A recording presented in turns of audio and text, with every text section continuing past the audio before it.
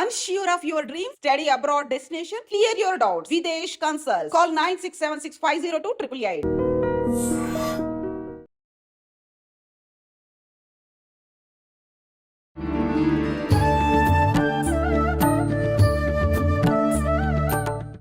నమస్కారం అండి. నమస్కారం అమ్మా. ఇప్పుడు పోతులూరి వీరబ్రహ్మేంద్ర స్వామి అంటే ఖచ్చితంగా ఆయన దైవాంశ సంభూతుడే. మరి ఆయననే ఈవిడ రూపంలో జన్మించినప్పుడు ఆయన మానవుడి కింద రాదు, దైవమాత్రుడు అని చెప్పి మనం అనుకోవాలి, ఒక దైవంగానే భావించాలి. అంత జ్ఞానం ఉండి అది సమాజాన్ని ఉద్ధరించడానికి వచ్చిన ఆయన ఇన్ని చేసుకోవాల్సిన అవసరం ఏముంది? ఉంటుంది. ఏంటది? రాముడు స్వయంగా దేవుడు అయినా సరే నేను దేవుడిని అని చెప్పలే. అన్ని బాధలు అనుభవించిండు. గంగా నది దాటేటప్పుడు కూడా ఆయన సహకారం తీసుకుండు కదా, మరి అందరు సహకారం తీసుకుండు కదా, లక్ష్మణి యొక్క సహకారం తీసుకుండు కదా, అవునా? మరి అందరి సహకారం తీసుకొని కోతుల యొక్క సహకారం కూడా తీసుకుండు కదా. వాళ్ళు లేకుంటే అప్పుడు వారధి కట్టినప్పుడు కూడా ఆయన యొక్క అందరు అట్లాగే సహకారం తీసుకోవాల్సి వస్తుంది. మానవుల యొక్క ప్రవృత్తి అది. ఒకరి సహకారంతో ధ్యానం చేస్తాం, యోగం చేస్తాం, అవన్నీ చేస్తాం. తెలవనట్టుగానే ఉండడమే మానవుల యొక్క ఇది వాళ్ళ యొక్క ప్రవృత్తి. ఇప్పుడు ఆ మాతాజీ ఏమైపోయారు? ఇప్పుడు వారు ఆ విధంగా చేసి దీటకాల జ్ఞానములో జన్మసేవ్యం భక్తిప్రదం ప్రదోష తీర్థం ప్రయాగమాదం ఆనగుంది. ఆ అనగుంది ఎటువంటిది? జన్మను తరింపజేయాలంటే ఏం చెయ్యాలి? వేదం చదువుతాం, శాస్త్రం చదువుతాం, యజ్ఞం చేస్తాం, అది చేస్తాం, పూజలు అవన్నీ చేస్తాం. అక్కడికి వచ్చి వారిని దర్శనం చేసుకుని వారి యొక్క మాటలు విని ఆ విధంగా చేసుకుంటే జన్మ తరించిపోతుంది అని రాశాడు. జన్మ భక్తి ప్రదం. అంత దొంగ భక్తులు ఉంటారు, నిజ భక్తులు ఉంటారు, దొంగ భక్తులు కూడా ఉంటారు. అవసర భక్తి, ఆడంబర భక్తి, స్థిర భక్తి అని 3 రకాలు భక్తిలో.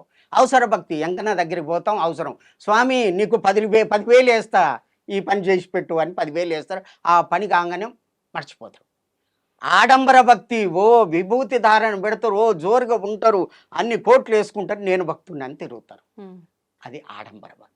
వాళ్ళ దగ్గర ఏముండదు, మళ్ళా జ్ఞానం అంటే కూడా తెలియదు, మనసును కూడా నిలబెట్టలేరు, ఏముండదు. నేను భక్తి పడినని అందరితోటి కాలు మొక్కించుకుంటారు, పాద పూజ చేయించుకుంటారు, ఓ ఎన్ని చేస్తారు, ఓ అన్ని చేస్తారు. ఆడంబర భక్తి. స్థిర భక్తి, బూడిద కప్పినటువంటి నిప్పు మీద బూడిద కప్పితే ఏ విధంగా నిప్పు కనపడదో అట్లా ఉంటారు. ఈ 3 రకాలు అట్లా ఉన్నారు అమ్మ. అటువంటి శక్తివంతులు. అటువంటిది యానగుంది, ముక్తినిచ్చేటటువంటిది. అక్కడ ఎవరుంటారు? మాణిక్యేశ్వరి మాత, మామి, మూమే, మక, ఈ యొక్క అక్షరాల్లో వారి యొక్క పేరు ఉంటుంది. అయితే వారు వీరధర్మజులు కదా, వారు పురుషులు కదా, పురుషుల యొక్క పేరు ఉంది కదా, స్త్రీ యొక్క పేరు ఉంది కదా అని ఇప్పుడే అడిగారు మీరు. అయితే దీనికి ముఖ్యంగా కలియుగము, శ్రీకృష్ణుడు ఈ భూమి మీద నుంచి వెళ్ళిపోయింది నుంచి కలియుగం ప్రారంభమైంది. యుద్ధం అయిపోయింది, అంత అయిపోయింది. ఆ విధంగా అయిపోయిన తర్వాత శ్రీకృష్ణుడు భూమిని వదిలిపెట్టి పోతున్నాడు. అప్పుడే కలియుగం ప్రారంభమైంది. అక్కడి నుంచి లెక్క కట్టుకుంటే కలి అంటే పాపయుగం. కలి అంటేనే పాపం, పాపయుగం అంటే అందరూ పాపం చేయవలసిందే. అటువంటి యుగం, భయంకరమైనటువంటి పాపం. 1755 వచ్చేసరికి జంజం వేసుకున్న వాళ్ళని ప్రతి ఒక్కరిని చంపేశారు, దాచుకున్న వాళ్ళు మిలిగారు. అప్పుడు శూద్ర రాజులు పరిపాలిస్తున్నారు. ఆ టైం అటు ఇటు, కరెక్టే అని కాదు, సంవత్సరం అటు ఇటు చంపేశారు. ఆ యజ్ఞాలు తీసుకొని రక్తంలో ముంచి యజ్ఞం చేశారు. అటువంటి భయంకరంగా ఇది జరిగింది. నలంద విశ్వవిద్యాలయంలో 10,000 మంది అధ్యాపకుల్ని, 20,000 మంది విద్యార్థుల్ని కూడా చంపేశారు. గ్రంథాలు ఎట్లా ఉండంటే గుట్టలు గుట్టలు, మన వేదాలు, శాస్త్రాలు, పురాణాలు అన్నీ కూడా ఉంటే అన్నిటి తలగబెట్టేశారు. అటువంటి కలి అప్పుడుండే, మరి ఇప్పుడు ఉందా? అట్లా అంటే మారింది కానీ అర్థం కదా.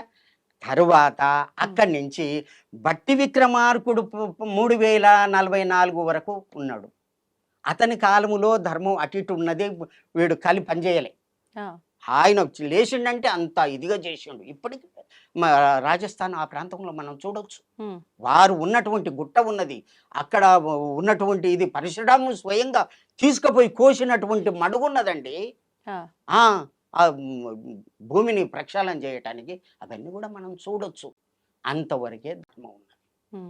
3000 కలియుగం 3044 వరకు కొద్దిగా ఉంది. తర్వాత అక్కడి నుంచి ముస్లిములు, ఆంగ్లేయులు 2000 సంవత్సరాలు పరిపాలన చేశారు. ఎప్పటిదాకా 1901 సంవత్సరంలో కలకత్తాను రాజధానిగా చేసుకొని విక్టోరియా రాణి 8 మంది మంత్రులతోటి పాలన చేస్తుందని భవిష్య పురాణంలో వ్రాసి ఉన్నది. భవిష్యత్ పురాణంలో వ్రాసి ఉన్నది. ఓకే, అది అంతవరకే రాసి ఉండ. అంటే అంతవరకు 1100 సంవత్సరం వరకు ఎంత అయింది కలియుగము? 5000 అయ్యింది. 5000 అయింది. అంటే తర్వాత రాయలేదంటే ఆయనకు తెలవకనా? ఎందుకు రాయలేదు అంటే ఈ విధంగా మార్పు జరుగుద్దనే అర్థం కదా. 4,32,000 సంవత్సరాలని చెప్పిండు కదా. 5,000కి ఎందుకు బంద్ చేసిండు? అంతమంది అందరికి గురించి ఎందుకు రాయలేదు? అది అన్నమాట. కాబట్టి అంతవరకే రాసి వదిలిపెట్టిండు. తర్వాత ఏం జరిగింది అయితే దీంట్లో వేదవ్యాసుడు భాగవతంలో భగవంతుని రాకడం కలియుగ మార్పు గురించి ఒక శ్లోకం ఇచ్చాడు. ఏంటండి? చంద్ర సూర్యచ్చ తదా తిష్య బృహస్పతి. యదా చంద్ర సూర్యచ్చ తదా తిష్య బృహస్పతి. చంద్రుడు, సూర్యుడు, బృహస్పతి అంటే గురువు ఏకరాశిలో సమేస్యంతి, ఒక రాశిలో కలిసినప్పుడు తత్కృతం తదా భవతి తత్కృతం, కృతయుగం వస్తుంది అని రాశాడు. సూర్యుడు, చంద్రుడు, బృహస్పతి ఏకరాశిలో ఒక రాశిలో పుష్యమీ నక్షత్రంలో ప్రథమ పాదంలో కర్కాటక రాశిలో అది ఆషాఢ మాసములో ప్రథమ పాదములో కలిసినప్పుడే కలియుగం పోతుంది, కృతయుగం వస్తుంది అని ఒక శ్లోకం రాశాడు. ఎక్కడ? భాగవతములో 12వ స్కందములో 2వ అధ్యాయములో 24వ శ్లోకంలో వ్రాశాడు. ఆయనకు తెలవకనా? మరి 1/8/1943లో వచ్చింది కదా. ఎందుకు రాసిండు ఆయన? తెలవకనా? 1/8/1943లో ఈ శ్లోకం వచ్చింది. ప్రథమ పాదమే, మళ్ళా ఆషాఢ మాసమే, పుష్యమీ నక్షత్రమే. కరెక్ట్గా డేట్లు చేశాను, సరిగ్గా కలిసింది. అంటే అర్థం ఏంది? అది జరగకుంటే తప్పైతుంది కదా. అంటే 43 కంటే ముందుగానే భగవంతుడు పుట్టాలి కదా, కలిగి భగవానుడు. కలియుగము చివరిలో నేను పుడతా అన్నాడు కదా. అన్నాడు కదా. అంటే ఆయన పుట్టకుంటే తప్పైంది కదా. కాబట్టి భూదేవి, దేవతలు, బ్రహ్మదేవుడు అందరూ కలిసి అప్పటికి పాపం పెరిగిందని చెప్పాను కదా. ఒక్క పాలు ధర్మం ఉండవలసి ఉండే. ఒక పాదం ధర్మము, 3 పాదాలు అధర్మము ఉండాలి. కానీ 3044 నుంచి అది కూడా లేకుండా పోయింది మన భారతదేశంలో.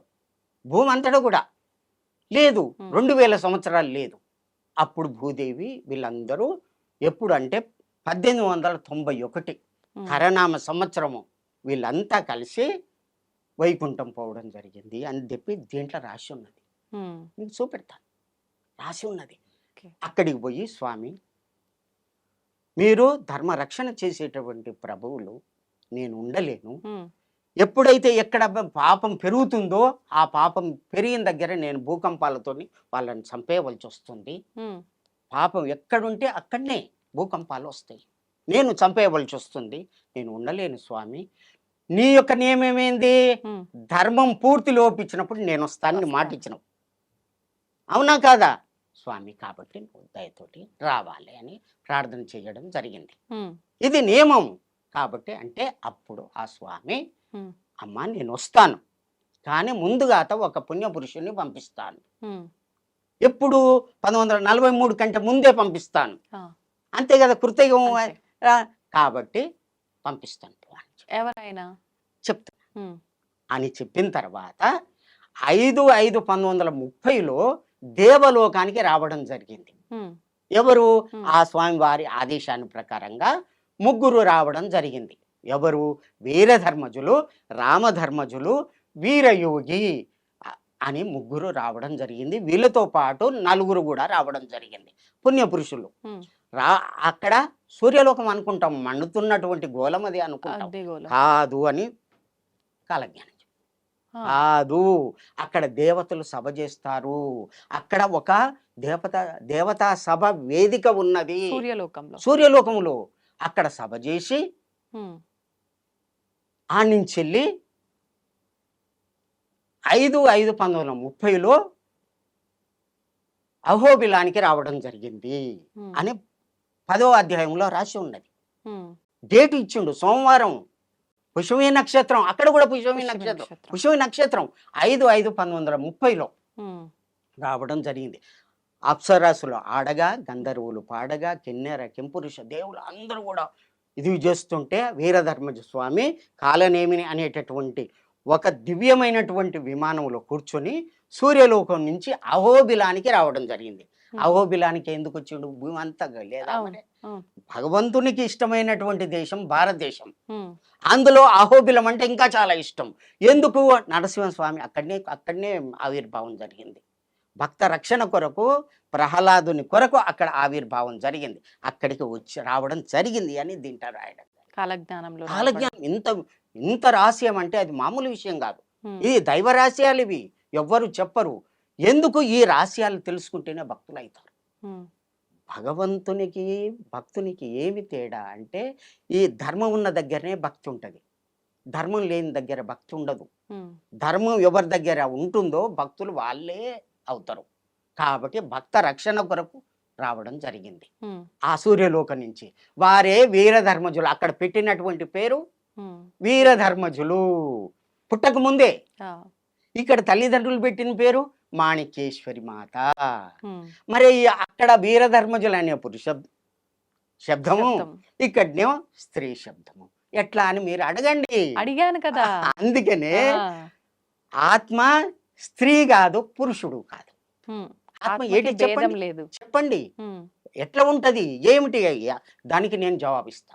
ఉమ్, ఆత్మ ఎట్లా ఉంటుంది, ఎక్కడ ఉంటుంది, మన శరీరంలో ఎక్కడ ఉంటుంది, ఏ విధంగా ఉంటుంది, అవన్నీ నేను చదివాను. అవన్నీ కూడా ఆత్మ యొక్క ఉమ్. స్థితి తెలుసుకున్న వాళ్ళకే తెలుస్తుంది, లేకపోతే అందరికీ తెలియదు. ఇప్పుడు మీరు అన్నట్టుగా ఆత్మకి ఆడ మగ భేదం లేదు లేదు అన్నారు. కాబట్టి కానీ ఆయన ముందుగానే ఒక పేరు నామం కూడా డిసైడ్ చేశారు చేశారు కదా. కాబట్టి ఆ. అక్కడ వీరధర్మజ అని పేరు వచ్చింది. ఉమ్, తల్లి మాత్రం తల్లి ప్రేమ చూపెట్టి భక్తుల్ని చాదాలి కాబట్టి స్త్రీ రూపం రావడం. అసలు ఈ కల్కి అంటే అర్థం ఏంది? ఉమ్. స్త్రీ అని అర్థం సంస్కృత పదానికి. అవును. కల్కి అంటే స్త్రీ. ఓకే. రావడం జరిగింది. ఆ విధంగా వచ్చి అన్నం లేకుండా, నీరు లేకుండా భక్తులందరినీ మన భారతదేశమే కాదు, భారతదేశం అంతా ఆ ప్రపంచ దేశాలు అన్ని కూడా వచ్చేది. అంటే ఇప్పుడు వీరధర్మజగా పుట్టిన ఈ మాతాజీ కల్కినా? కల్కి 43 కంటే ముందు పుట్టాలి కదా. అవును. 26/7/1934లో జన్మించడం జరిగింది. ఉమ్, వారే కల్కి. వారు ఎక్కడ ఉంటారు? యానగుంది. ఆ యానగుంది ఎక్కడుంది? ఉత్తరాది ఉభయ రాజ్యం. ఉత్తరాదికి 2వ రాజ్యం దక్షిణ భారతదేశంలో ఉంటుంది. దక్షిణ భారతదేశంలో ఎక్కడ ఉంటుంది? కర్ణాటక రాజ్యం, శేషభూషం, వషట్కారం. కర్ణాటక రాజ్యం. కర్ణాటక అనే పేరు ఎప్పుడు వచ్చింది? భాషా ప్రయుక్త రాష్ట్రాలుగా ఏర్పడినప్పుడే కదా. అవును. మొన్న 51, 52లే కదా. అప్పుడు ఎంత 416 సంవత్సరాలు ఉమ్, వారి యొక్క ఇది అప్పుడే చూసి రాసిండంటే వారు ఎటువంటి ఇది, ఉమ్. ఎటువంటి వారు. అమ్మా రా పోలేరి అంటే నిప్పు తీసుకొని వస్తే ఆ ఉన్నటువంటి వాళ్ళకు 1-2 పడ్డాయి. అందరు పారిపోయారు. హా పరమాత్మ అని కాల్పట్టుకున్నారు. ఉమ్, నీవే పరమాత్మని కాల్పట్టుకున్నారు. మరే సిద్ధ నువ్వు ఆ కుక్కను తిను అంటే స్వామి నీదయ అన్నాడు. అడగూర్చోగానే పండ్లు పలహారం. అటువంటి వ్యక్తి అట్లా సీసం కరిగించి ఉమ్, తాగమంటే తాగిండు, ఏమి కాలేదు. కడప నవాబు పరీక్ష చేయటానికి ఆ సిద్ధయ్యను తీసుకపోతే నా గురువు ఎందుకు, నేనే వస్తా చాలు అని దగ్గర పోతే, ఎందుకంటే ఇదేమో హిందూ మతము, ఆయనేమో ముస్లిం మతము, వీళ్ళు మత భ్రష్టత కలిగిస్తున్నాడు. ఈ గురువుని పట్టుకొని వీన్ని ఏమన్నా చేయండి అంటే అక్కడ ఆ సంజాయిషి చెప్పడానికి ఈయన పోతాడు కడప దగ్గరికి. పోతే అప్పుడు నా గురువు వద్దు, నేనే చెప్తా జవాబు అని చెప్పి అక్కడ పోయిన తర్వాత నమస్కారం చెయ్యడు. ఏమిరా ఇంత అహంకారమా, నవాబు అక్కడ ఉంటే నమస్కారం చేయవా? నా నమస్కారం నా గురువుకి ఒక్కరికే, వేరే వాళ్ళకి చేస్తే ముక్కలైపోతారు. అంటే అంత శక్తి ఉందా? అప్పుడు రాతి గుండు తెప్పియమంటే ఒక గుండు తెప్పిస్తే, స్వామి నాందే నువ్వు ఉంటే ఈ యొక్క గుండు 1000 వ్రక్కలైపోవుగా కానివ్వండి, దండం పెట్టేసరి పాట్ పాట్ పాట్ పేలిపోయింది. అటువంటి శక్తిని చూపెట్టి ధర్మ రక్షణ చేసినటువంటి పరమాత్ముడు వీరబ్రహ్మేంద్ర స్వామి. భార్య నేనే మళ్ళీ వస్తాను 5000 తర్వాత, అప్పుడేమో 5000 కాలే, 5000 తర్వాత వస్తా అన్నాడు. ఏ రూపకంగా? స్త్రీ రూపకంగా. ఎక్కడికి వస్తాను? యానగొందికి వస్తాను. యానగొంది ఇంకొకటి ఉందిగా, కాదు దీనికి ఇంత దూరంలో ఊటుకూరు ఉంటుంది, మెత్తక సీమ ఉంటుంది, ఉన్నాయి. నేను చదివి చూపెడతా, మీరు స్వయంగా మీరు ఆ పేజీ తీస్తా, నువ్వు చదవచ్చు, నేను అర్థం చెప్తా. తీయండి. వీర ధర్మజ ఉద్భవ సంవత్సర మాస వార దివస నిర్ణయ జ్ఞాన ప్రతిజ్ఞాన వచనము బీజాక్షర సంక్రమము. ఇది ఈ యొక్క వేదం ఎటువంటిది అంటే, ఎవరు చదివితే వాళ్ళకే అర్థమవుతుంది, అర్థం వస్తుంది. నువ్వు చదివితే నువ్వే పరమాత్మని అనే అర్థం వస్తుంది. ఒక్క పదానికి ఎన్నో అర్థాలు ఉంటాయి. రాఘవ పాండవీయము అనేటటువంటిది ఒక కావ్యం ఉంది. ఒకటే పద్యము అటు రామాయణానికి ఇటు భారతానికి రెండిటికి వర్తిస్తుంది. ఒకటి పద్యం ఒకటే. అటువంటి ఈ దీంట్లో ఉన్న ఒక్క పదమే ఎన్ని అర్థాలైనా కానీ తీసుకోవచ్చు, అటువంటి అర్థం వస్తుంది అని ఉన్నదన్నమాట. ఓకే, అదే మీరు అన్నారు కదా, అంటే మాతాజీ జన్మించిన ప్రదేశము ఎక్కడ జన్మిస్తుంది ఏంటి అనేది కూడా డీటెయిల్ గా పుస్తకంలో ఉంది కాలజ్ఞానంలో. ఒక్కసారి అది చూపిస్తారా? ఈ కాలజ్ఞానంలో పంచమ అధ్యాయం అంటే 5వ అధ్యాయంలో శ్రీ వీరధర్మజ గురు అనే ఒక చాప్టర్ ఉంది. దాంట్లో వీరధర్మజ ఉద్భవ మంచి చక్కగా సంస్కృత తెలుగు పదాలని మిళితం చేసి వ్రాసినటువంటిది ఇది. కొందరు పండితులు ఏమంటారంటే ఇది దుష్ట సమాసము, ఇది తెలుగు సంస్కృతాన్ని మిళితమైంది, ఇది తప్పు అంటారు. అది కాదు అని చెప్పడానికే నేను సిద్ధంగా ఉన్నాను. ఓకే, ఇక్కడ మీరు అమ్మగారి గురించి ఇది చదవండి. పంచమాధ్యాయము వీరధర్మజ ఉద్భవ, వారి ఆ శ్లోకం చదవండి. మీరు అండర్లైన్ చేసిందా? ఓకే. జన్మసేవ్యం భక్తిప్రదం ప్రదోష తీర్థం ప్రయాగ మాధవం ఆనగొంది ఉత్తరాది ఉభయరాజ్యం. ఓకే,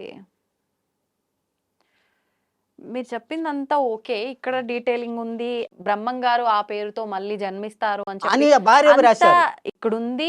మీరు చెప్పిన దాన్ని బట్టి ఓకే, నమ్మచ్చు. కానీ నాకైతే క్లారిటీ మిస్ అయింది. అయితే మళ్ళీ కూడా అంటే తను ఒక గురువుగా మగవారి పేరుతో ఆడవారుగా అనేది నాకు కొంచెం ఇక్కడ అదే భగవంతుడు పంపించింది వీరధర్మజ అనేటటువంటి ఇది తోటి దీంట్లో బ్రహ్మంగారు రాసిరు. వారు స్త్రీ పురుషాన్ని చెప్పలే. వైకుంఠంలో ఒక ఆత్మ వస్తుంది అంటే వాళ్ళ ఆత్మగా పరిగణిస్తారు కాబట్టి ఆడ మగ భేదం ఉండదు. తల్లి గర్భానికి వచ్చిన తర్వాతనే స్త్రీ పురుష భేదాలు వస్తాయి. ఎక్కడ? ఈ లోకంలో మాత్రమే, అంతటా కాదు. ఇప్పుడు ఒకటి తల్లి గర్భంలో జన్మిస్తే ఆడమ, ఇప్పుడు ఈ మాతాజీ తల్లి గర్భంలో జన్మించారా? మీరు అంటే మామూలుగా మనం విన్నంత వరకు వీరబ్రహ్మేంద్ర స్వామి వారు తల్లి గర్భంలో జన్మించలేదు అని చెప్పి, ఒక జ్యోతిలా ఉద్భవించారు అని చెప్పి రకరకాలుగా మాట్లాడతారు. అది వాస్తవం ఏంటనేది నాకైతే తెలియదు. మరి మాతాజీ ఎలా జన్మించారు? వారు కూడా వారి గురించి కొద్దిగా చెప్పి చెప్తాను. వీరబ్రహ్మేంద్ర స్వామి పరిపూర్ణయాచారి ప్రకృతాంబ అనేటటువంటి దంపతులకు జన్మించాడు. వారు తల్లిదండ్రులు గర్తించిన తర్వాత ఇక్కడికి నందికొండకు రావడం జరిగింది. కాలనేమిని అనేటటువంటి విమానం మీద నందికొండ అంటే బెంగళూరు పక్కకే ఉంది. అక్కడ వీరభోజయాచారికి సంతానం లేదు, వాళ్లకు దత్తత ఇచ్చి వెళ్ళిపోవడం జరిగింది. అత్రి మహర్షి ఆహా. అత్రి మహర్షి అని చరిత్రలో మనం చదువుకుంటాం. ఉమ్. తల్లి లేకుంటే తండ్రి లేకుంటే ఎట్లా పుడతారు ఉమ్. అనేది ఈ లోకం ప్రశ్నిస్తుంది. అవును. కాబట్టి ఆ విధంగా చరిత్రలో రాయడం. ఈ కాలజ్ఞానంలో ఏముంది? ఉమ్. నేను అయోని సంభవుడను అంటే ఏ తల్లికి సీతాదేవి అయోని సంభవ, అవును. ఏ తల్లికి పుట్టలేదు ఆ తల్లి. ఉమ్. మరి నేను కూడా అట్లాగే అయోని సంభవుడినై. మరి దత్తాత్రేయులు అట్లాగే తల్లికి పుట్టలేదు, అంటే గర్భం నుంచి పుట్టిన పుట్టిన వారిని వాళ్ళు కాదు కాదు. నేను అని చెప్పి ఆయన కాలజ్ఞానంలోనే రాయబడి ఆయన ఉంది. వారు కూడా చెప్పింది అంతే. ఉమ్. అత్రి మహర్షికి వాళ్ళు ఎట్లా ముగ్గురు కూడా ఆ దత్తాత్రేయుడు నేను దత్తుడనైనాను ఉహు. అంతేగాని వారికి నేను వారి దత్తుడను. గర్భంగా చేసి ఆ గర్భాన్ని తాల్చి పుట్టినటువంటి వ్యక్తి కాదు ఆ. దత్తాత్రేయులు. అట్లాగే వీరు కూడా మరి ఇప్పుడు మళ్ళీ వీరభోగ వసంతరాయలుగా జన్మిస్తాను అని చెప్పారు. ఆ. ఆయనే వీరధర్మజగా ఇప్పుడు మాతాజీ అని చెప్పి మీరు మాతాజీ చెప్పారు. వచ్చారు. ఆవిడ ఎప్పుడు ఎలా? ఎప్పుడు అనే గుర్తు చెప్పాడు 5,000 తర్వాతనే, అప్పుడు కాలేదు. అవును. ఇది 5,000 తర్వాతనే జరుగుద్ది వర్తిస్తది అన్నాడు. ఉమ్. ఎందుకు? అప్పటికి 5,000 అయిపోయింది. ఆ. అయిపోయిన తర్వాత 1914 నుంచి 18 వరకు మొదటి ప్రపంచ యుద్ధం వచ్చింది. ఉమ్. 38 నుంచి 45 వరకు యుద్ధం వచ్చి రెండవ ప్రపంచ యుద్ధం వచ్చింది. ఉమ్. ఆ యుద్ధాల్లో జన నష్టం అవుతుంది అన్నాడు. ఆ. పార్థివో భూప వ్యయో భూప క్షయంగత పునః పంచవర్షేణ వీరభూప భవిష్యతి. అయితే భూపాలులు అంటే రాజులు ఉమ్. అంతకుముందు ఉన్నారు. రాజుల కాలం పోయింది ఆ, కదా. పోయింది. ఎప్పుడు పోయింది ఉమ్. అంటే 47కు మనకు స్వాతంత్రం వచ్చింది కదా. అవును. 48లో రాజుల కాలం పోయింది కదా. ఆ రాజుల కాలం పార్థివో అంటే రాజు, ఉమ్. పార్థివ నామ సంవత్సరము, పార్థివో భూప అంటే రాజులంతా కూడా పార్థివ నామ సంవత్సరం వరకు అందరు పోతారు. ఆహా. రాజుల కాలం పోయింది, పోయింది. 48 వరకు పోయింది. పునః పంచవర్షేన మళ్ళీ 5 సంవత్సరాల తర్వాత అంటే 53 వస్తుంది. ఆ. 43 తర్వాత 53 వస్తుంది. ఉమ్. 5 సంవత్సరాలకు వీరభూప భవిష్యతి ఈయన పుడతాడు. 43 తర్వాత 53 అంటే 10 సంవత్సరాలు కదా. మీరు చెప్పింది 5 సంవత్సరాలు. 48 తర్వాత 48 కదా. ఉమ్. 48కి వరకు పోయింది కదా, రాజుల కాలం అవును. పోయింది కదా. అవును. పోయిన తర్వాత అక్కడి నుంచి 5 సంవత్సరాలు ఉమ్. 53లో పుడతాడు ఉమ్. అన్నాడు. వీరభూప భవిష్యతి అక్కడ ఉన్నది, ఉమ్. రాసి ఉంది. అక్కడి నుంచి ఆ విధంగా కాలజ్ఞానం నడుస్తుంది. ఉహు. అదంతా అక్షర సత్యం అన్నమాట. అమ్మగారు పుట్టడం, భక్తుల ఉద్ధరణ చేయడము, అన్నం నీరు లేకుండా భక్తుల్ని ఇది చేయడము. ఎన్ని సంవత్సరాల పాటు ఉన్నారు అలా అన్నము నీళ్లు లేకుండా మాతాజీ? 26/7/1934లో జన్మించారు. 7/3/2020లో లింగానికి పోయారు. లింగము అంటే వారు అందరూ చనిపోయినట్టుగా ఇట్లా శరీరం ఉన్నది కానీ కళ్ళు తెరిచారు. మళ్ళీ ఇట్లా పట్టుకుంటే కాలుతున్నారు అంటే శరీరం చావు ఎక్కడుంది కాదు. ఆవిడ శరీరం ఎక్కడుంది? ఇప్పుడు యానవంతిలో ఉంది. లింగాన్ని రాతి లింగాన్ని చేసి దానికి ఒకటి ఇది పెట్టి లోపల పెట్టి దాన్ని స్థాపన చేశారు సజీవంగానే. సజీవం అంటే అందరికి చూడనేమో చనిపోయినట్టు లెక్క, ఆ. కానీ దాంట్లో పెట్టిన తర్వాత కళ్ళు ఇప్పి చూడడం ఏంది, చనిపోయినట్ట అది. ఇప్పుడు అలా మనకు కనిపిస్తారా? ఇప్పుడు కాదు, పెట్టేటప్పుడు పెట్టేటప్పుడు కనిపించింది. ఇక పట్టుకొని పోతుంటే ఇట్లా పట్టుకొని పోతారు కదా, ఉమ్. కిందంగా కాలుతున్నది. ఆత్మ ఉంటే కాలుతారా ఎవరైనా? కాలదు, అది చల్లబడిపోతుంది దేహం. చల్లబడిపోతుంది. ఆత్మ వెళ్ళిపోయిన తర్వాత చల్లబడిపోతుంది. ఉమ్. ఆ పురుగులన్నీ వాయువు చేత మా పురుగులన్నీ వచ్చి శరీరాన్ని కథం చేస్తాయి. అట్లా చెయ్యలేదే. ఉమ్. అంటే వారి యొక్క యోగమాయ చేత లింగంలో ఉన్నారు. ఎప్పటిదాకా ఉంటారు అంటే 34 వరకు ఉంటారు. 1934 వరకు ఉంటారు. ఇది అంత అయిన తర్వాత వారు వెళ్ళిపోతారు. యోగమాయ చేత ఆవిడ బతికున్నారు కానీ అలా అగ్ని లింగంలోకి ప్రవేశించారు అంతే. అంటే తను చనిపోయారేమో కానీ ఆవిడ సాధన వల్ల చనిపోవట బలం వల్ల అసలుకి చావు ఉంటదా? ఉమ్. ఎవరికి చావు ఉండదని శాస్త్రం చెప్తుంది. ఎట్లా? ఇది ప్రకృతి, దీంట్లో ఆత్మ ఉంది. ఉమ్. ఉన్నదా? ఉంది. ఆత్మ ఎట్లా ఉంటుంది? నయనం చిందంతి శస్త్రాన్ని నయనం దహతి పావక నా చయనం క్లేదయంత్యపో నా శోచయతి మారుత. ఆత్మని నీళ్ళలో వేస్తే తడవదు, నిప్పుల్లో వేస్తే కాలదు, గాలికి పెడితే ఎండదు. అటువంటి దానికి చావు లేదు. అటువంటిది నీ యొక్క శరీరంలో ఉన్నది బిడ్డ. ఆత్మకి మాత్రమే కదా లేని నువ్వు ఎవరు, శరీరానికి ఉంటది కదా. నీవెవరు, ఉమ్. మీ పేరేంది? ఉమ్. విజిత మేడం. అసలుకి విజిత మేడం అనేది శరీరానికా నీ ఆత్మకా? శరీరానికి. శరీరానికి ఉన్నప్పుడు నువ్వు పోయిండు అని ఎవరికి అంటున్నారు? ఉమ్. ఆత్మకి పోయిండు అని అంటారు. అంటే ఆత్మకే కదా ఆ పేరు.